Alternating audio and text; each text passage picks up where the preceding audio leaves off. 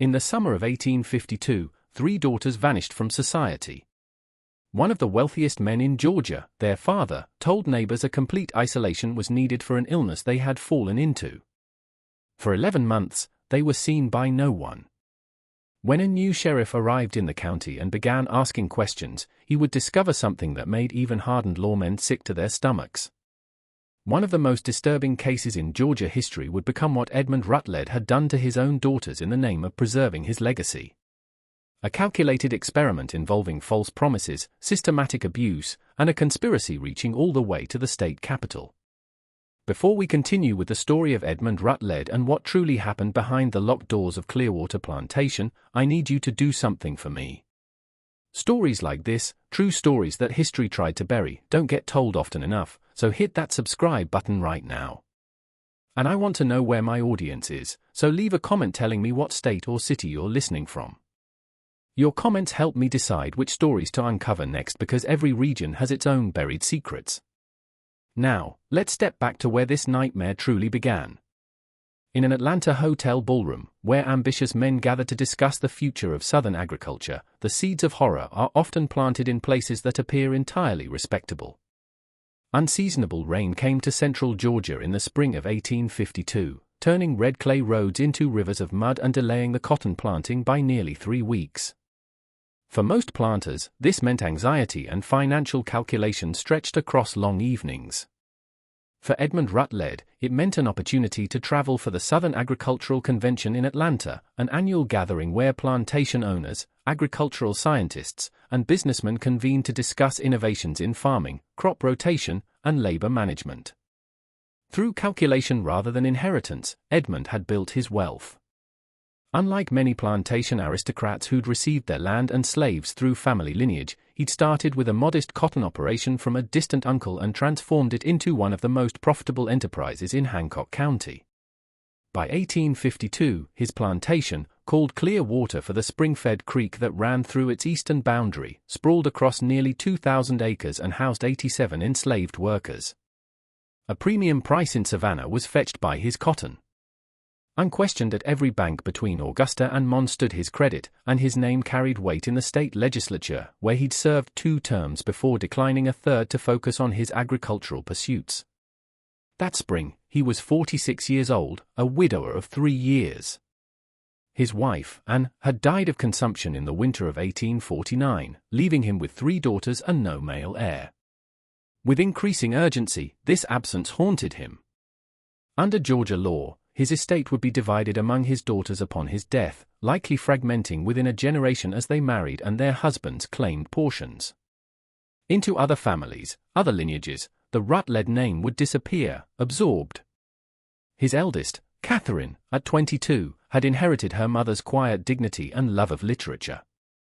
In the plantation's library, she spent hours reading novels that Edmund considered frivolous but permitted nonetheless. Her father's sharp mind for numbers was possessed by Margaret, 20 years old, and she often helped him review plantation accounts, demonstrating an almost masculine aptitude for business that both impressed and troubled him.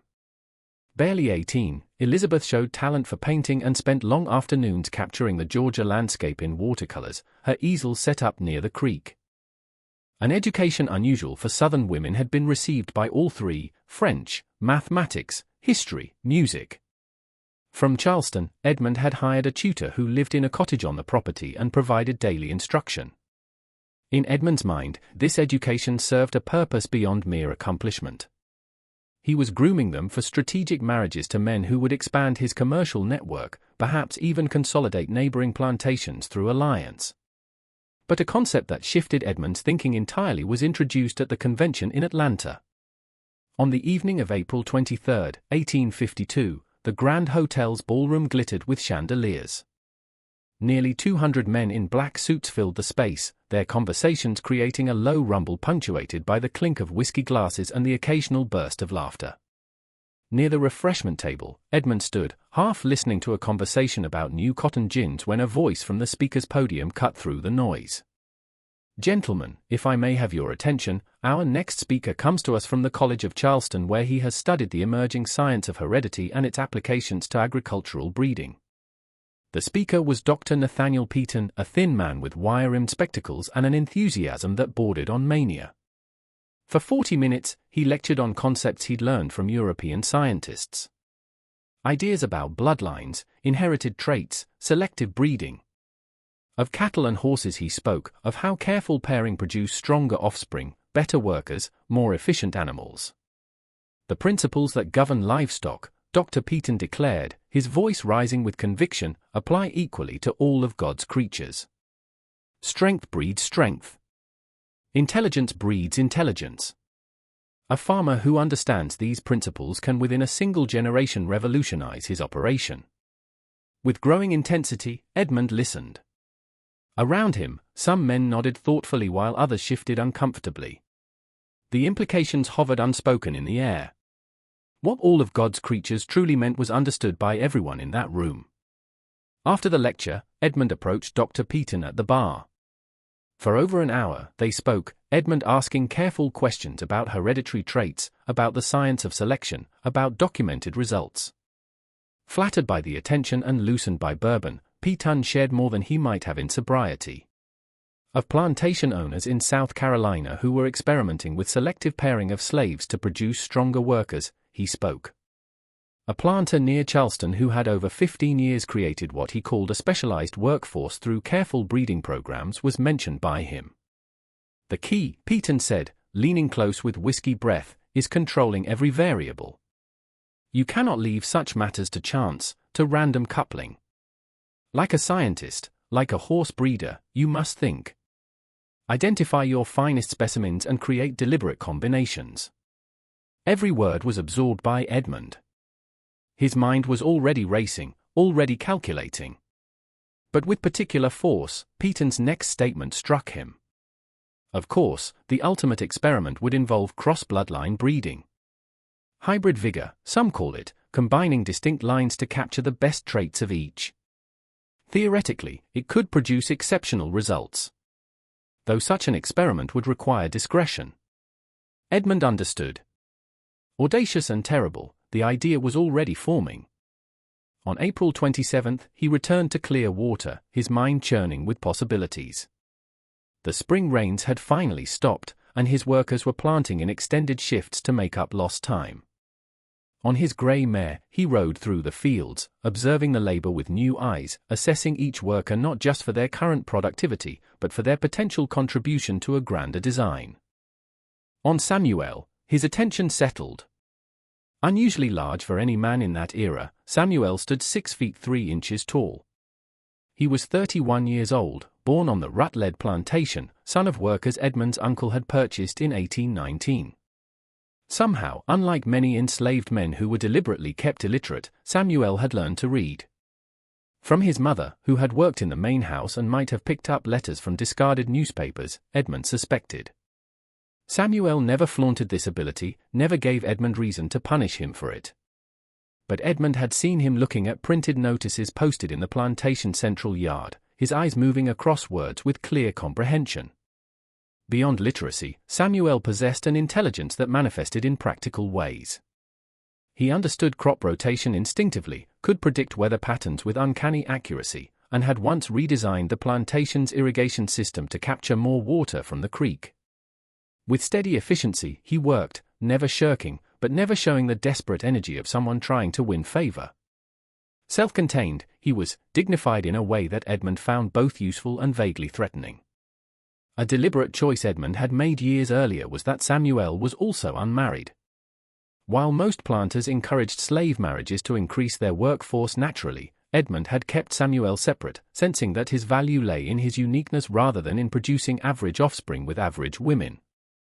Now, riding past the fields where Samuel worked alongside 24 others, Edmund saw him differently. He saw potential. He saw an experiment that could secure the Rutledge legacy for generations. Over the following weeks, the plan formed. In his study, Edmund spent long evenings, the door locked, scratching calculations and notes in a leather journal he kept hidden in his desk's false bottom. About cotton yields or market prices, he wasn't writing. He was designing something unprecedented. A systematic breeding program that would bind his daughter's children to the plantation through blood, creating a workforce of mixed-race laborers who could never fully integrate into either white or black society, who would have no choice but to remain at Clearwater. In Edmund's mind, the genius of the plan lay in its permanence. Rutledge blood would be carried by these future grandchildren, but they would exist outside legal inheritance. By biology and law, they would be bound to the land, unable to claim rights as heirs, but impossible to separate from the family enterprise. Absolutely, Edmund would control them, and they would be genetically engineered for intelligence and strength, combining Samuel's physical power and mental acuity with the Rutledge bloodline. But more than just force breeding, the plan required a framework of justification, a narrative that would protect Edmund from scandal while he pursued his experiment. It required the cooperation, or at least the silence, of people with power he needed. On May 15, to dinner at Clearwater, Edmund invited Judge Horace Ketchum. 71 years old, Ketchum was a fixture of Hancock County's legal system for 4 decades. He'd overseen property disputes, inheritance cases, criminal trials. He'd also grown wealthy through strategic investments in plantations, including a silent partnership in Edmund's operation. Ketchum had no children, no close family. His loyalty belonged to whoever served his financial interests. On roasted duck and potatoes, they dined, served by house slaves who moved silently around the dining room's long mahogany table. Edmund waited until after the meal, until they'd retired to the study with brandy, before introducing his idea. Carefully, he presented it, framing it as a legal question rather than a moral one. Judge, I've been studying recent cases involving mixed blood inheritance. Curious legal territory, wouldn't you say? Ketchum swirled his brandy, his expression neutral. Curious indeed. Also quite settled. Mixed-blood children have no legal standing to inherit property from white parents. The law is clear. Precisely, Edmund said, which creates an interesting opportunity. If a man were to produce heirs who had no legal claim to his estate, but who were nonetheless bound to it by blood, he could create a permanent workforce that could never leave, never claim ownership, never fragment the property through marriage or sale. Slightly, Ketchum's eyebrows rose. He was understanding now. Theoretically, you're speaking of course. Of course, Edmund replied. Though I wonder if such an arrangement were to exist, would the law protect it? Would the participants be shielded from prosecution or social consequences? For a long moment, the judge was silent, his mind clearly working through the legal implications. Finally, with measured precision, he spoke. Georgia law prohibits miscegenation, sexual relations between whites and Negroes. However, prosecution requires evidence, witnesses, and most importantly, a plaintiff willing to bring charges. If such an arrangement were conducted privately within one's property, with no external complaints, and if certain precautions were taken in how it was documented, then legally speaking, no crime would exist to prosecute. Edmund leaned forward. What precautions? A paper trail suggesting something other than willing participation by the white parties. Documents indicating coercion by the Negro party, sworn statements perhaps describing an attack or assault that resulted in unfortunate consequences. Such documentation would protect the reputation of any white women involved and criminalize the Negro should questions ever arise. Edmund's pulse quickened. The judge was outlining a legal framework for his plan. And if the Negro in question were promised freedom in exchange for cooperation? Ketchum's smile was thin and cold. Promises made to slaves carry no legal weight. They can be honored or broken at the master's discretion. A wise man might dangle such promises to secure cooperation, then revoke them once they've served their purpose. The slave would have no recourse whatsoever. For another hour, they spoke. Edmund revealing more of his specific plan. Ketchum advising on legal protections and documentation strategies. By the time the judge left Clearwater that night, Edmund had more than advice. He had a co-conspirator, someone with the legal authority to protect the experiment from interference. But more than legal cover, Edmund needed medical documentation, a physician who would certify the health of participants and attest to whatever narrative Edmund constructed. He needed someone who wouldn't ask uncomfortable questions. He needed For 6 years, Dr. Leonard Strickland had been Clearwater's plantation doctor, a man Edmund hired from Augusta after the previous physician died of typhoid. 42 years old, Strickland was competent enough to handle routine medical matters, but unmemorable in every other respect. He was also deeply in debt. Through discreet inquiries, Edmund had learned this: gambling losses and poor investments had left him owing substantial sums to several non-creditors. On May 22, under the pretense of reviewing the health of his enslaved workforce, Edmund summoned Strickland to the plantation. After examining several workers in the overseer's quarters, Edmund invited him to the main house for lunch. The conversation began with casual discussion of medical matters, recent cases of dysentery, the effectiveness of quinine for fever, common injuries among field workers. Then Edmund steered toward more delicate territory. "Doctor, I have a proposition that may interest you, one that could substantially improve your financial situation." Strickland's expression became guarded. "I'm listening." Edmund explained that he was planning what he called a breeding program to improve his workforce. Carefully selected pairings designed to produce stronger, more intelligent workers. Medical documentation throughout, health examinations, pregnancy monitoring, birth records, he needed. He would pay Strickland $500 per year above his normal fee, a fortune for a rural doctor, in exchange for complete discretion and cooperation. Strickland absorbed this, his discomfort visible but controlled. "You're talking about arranged pairings among your slaves." "Among others," Edmund said carefully. "The program will include my daughters." The silence that followed was profound. Strickland set down his fork, his face pale. "Mr. Rutledge, what you're suggesting?" "Nothing illegal is what I'm suggesting," Edmund interrupted. "A carefully monitored program to produce healthy offspring who will remain on this plantation permanently is what I'm proposing. Exactly as I instruct, you would document everything. In return, your debts would disappear, paid in full by the end of the year. You would continue receiving generous compensation for your services, and you would never speak of any of this to anyone." Slightly, Strickland's hands trembled. He was trapped. Edmund knew it, and Strickland knew it. The debts were crushing him, and this offer represented not just relief, but survival. "Your daughters?" Strickland asked quietly. "What do they know of this?" "That," Edmund said, "is my concern, not yours. Your concern is providing medical care and documentation, nothing more." 3 days later, Strickland sent word that he would accept the arrangement. Edmund now had his legal shield and his medical accomplice. The infrastructure was in place. All that remained was to inform his daughters of their role in his grand experiment. In early June, Edmund chose a Sunday evening to gather his daughters in the parlor. With oppressive heat, summer had arrived, and even with windows open, the room felt stifling.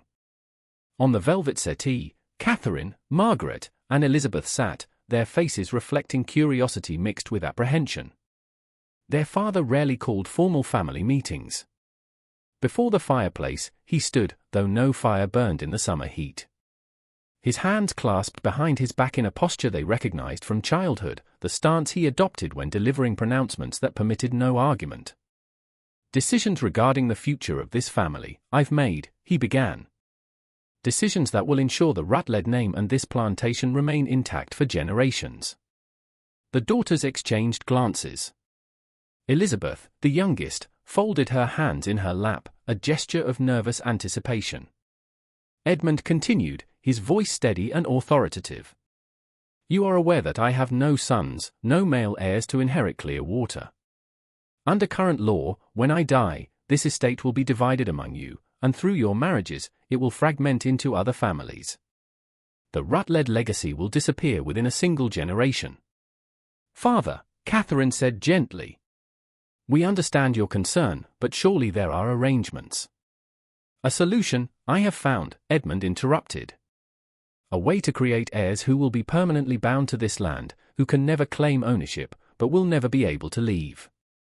A workforce of exceptional quality, combining the best attributes of our bloodline with carefully selected traits from our labor force."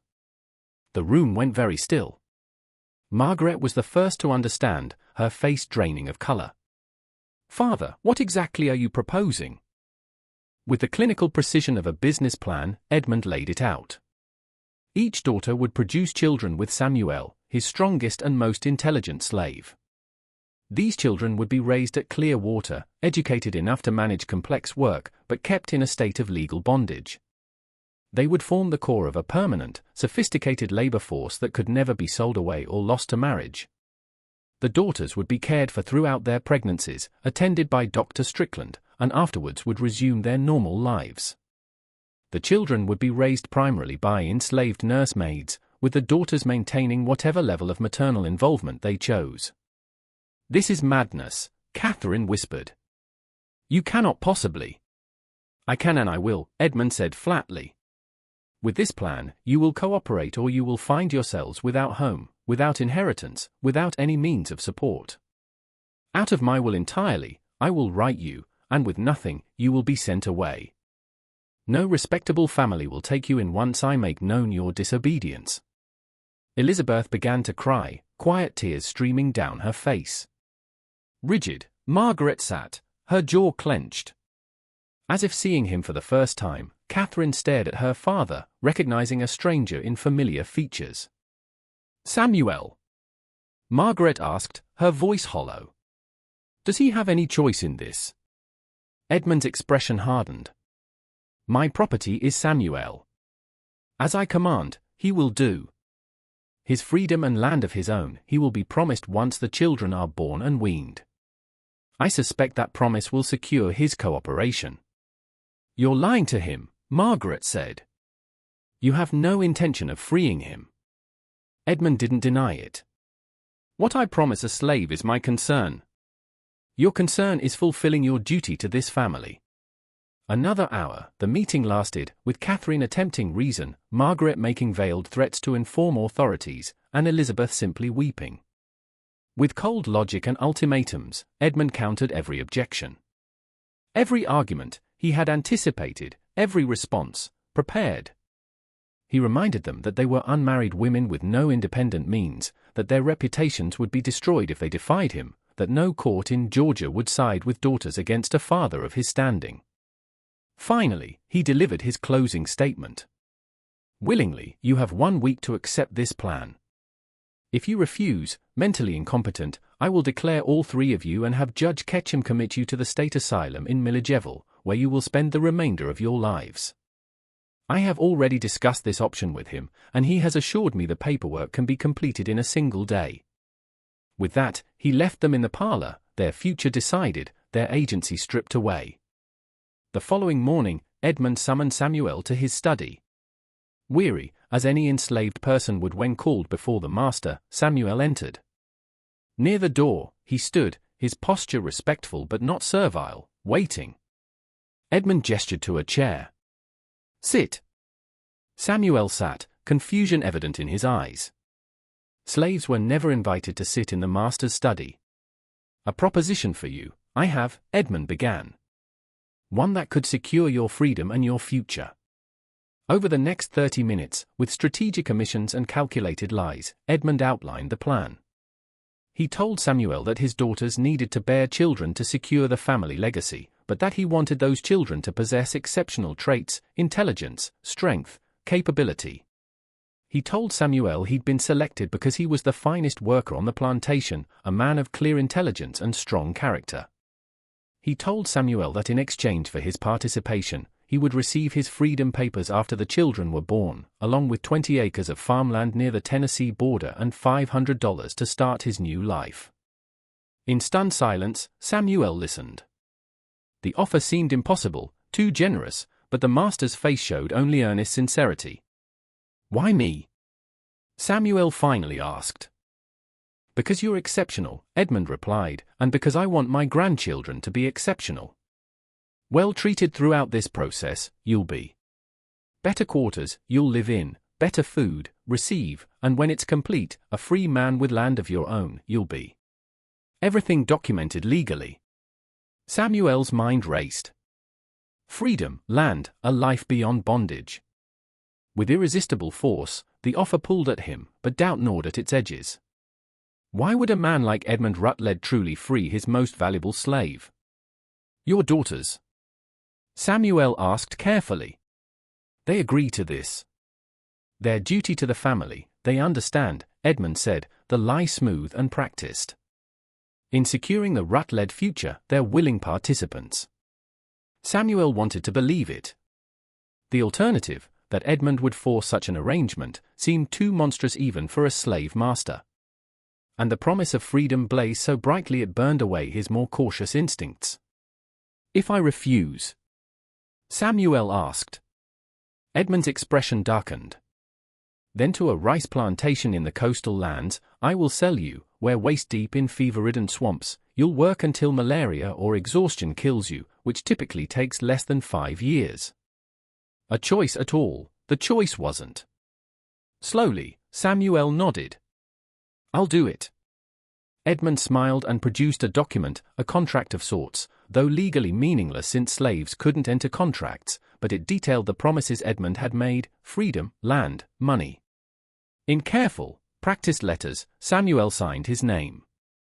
What he didn't know, what he couldn't know, was that Edmund had already drafted a second set of documents, papers that would declare Samuel a fugitive if he ever tried to leave Clearwater, that would accuse him of assaulting the rut-led daughters, that would paint him as a violent criminal rather than a cooperating participant. Judge Ketchum had already signed them, post-dated and ready to be filed if Samuel ever became a problem. The trap was complete, built from lies and legal machinations, ready to snap shut on everyone involved. On June 14, 1852, Dr. Strickland arrived at Clearwater to conduct what he called preliminary health examinations. Privately with each daughter, he met, examining them with professional detachment while avoiding eye contact. Coldly silent throughout, Catherine remained. Margaret asked pointed questions about whether he felt any ethical conflict with what was happening. Questions he deflected with medical jargon. Softly during the entire examination, Elizabeth cried. All 3 women healthy and capable of bearing children, Strickland declared. A written report to that effect, he provided Edmund with, his first document in what would become an extensive medical file. That same week, from the slave quarters, Samuel was moved to a small cottage near the main house, a structure previously used for storing tools. Cleaned, it was furnished with a bed, a table, and a lamp. New clothes, he was given, better food. These changes, other enslaved workers noticed and whispered among themselves, speculating about what special favor Samuel had earned, what role he was playing in the master's plans. Through late June, the arrangements continued. Separately, Edmund met with each daughter, assigning them dates. Catherine would go first in early July, followed by Margaret in mid-July and Elizabeth in late July. As if organizing crop rotations, he described the schedule, his tone clinical and detached. Each of you, 3 consecutive nights with Samuel in the cottage, will spend, Edmund instructed. Your health throughout, Dr. Strickland will monitor. If pregnancy doesn't result from the first attempt, the following month, we will repeat the process. Until all 3 of you are confirmed pregnant, this continues. In horrified silence, the daughters received these instructions, their resistance crushed by threats and the overwhelming power their father wielded over every aspect of their lives. On the evening of July 3, by Edmund himself, Catherine was escorted to the cottage. He knocked on the door and ushered her inside without ceremony. Near the window, Samuel stood, his face a mask of confusion and discomfort. He had expected something different, not this silent, pale young woman who looked at him with eyes full of despair and resentment. Them alone, Edmund left, posting an overseer named Virgil Haskell outside the cottage with instructions to remain throughout the night. The message was clear. No one was leaving. No one was escaping. What happened in that cottage over 3 nights isn't something we'll describe in detail. It's enough to say that 2 people were trapped in an impossible situation, forced into intimacy neither wanted, both victims of Edmund's calculated cruelty. From those days, Catherine's diary, later destroyed by Edmund, apparently contained only a single repeated phrase, God forgive us all. By mid-August, all 3 daughters had completed their assigned nights with Samuel. Weekly, Dr. Strickland visited to conduct examinations. On September 2, he confirmed what Edmund had been waiting to hear. All 3 daughters were pregnant. Of satisfied triumph, Edmund's reaction was one. He immediately isolated his daughters from outside contact, telling neighbors they were suffering from a delicate condition that required bed rest and privacy. With locks on the outside, the windows of their second-floor bedrooms were fitted. A nursemaid, an enslaved woman named Penny, who'd been with the family for decades, was assigned to care for them full-time, bringing meals, emptying chamber pots, maintaining basic comfort, while ensuring they never left their rooms unsupervised. To fieldwork, Samuel was returned, but kept separate from other workers. His cottage remained his residence, a visible reminder of his special status. Him now, other enslaved people avoided, sensing something wrong, but unable to articulate exactly what. A pariah without understanding why, he'd become. His days, Edmund spent planning for the births, designing nursery spaces, calculating how quickly his enhanced workforce could be expanded. At night, in his study, he sat, writing in his hidden journal, documenting every detail of his experiment with the pride of a scientist on the verge of breakthrough. None of them, not Edmund, not his daughters, not Samuel, realized that someone outside Clearwater was beginning to notice irregularities, someone who would soon pose a threat to everything Edmund had built.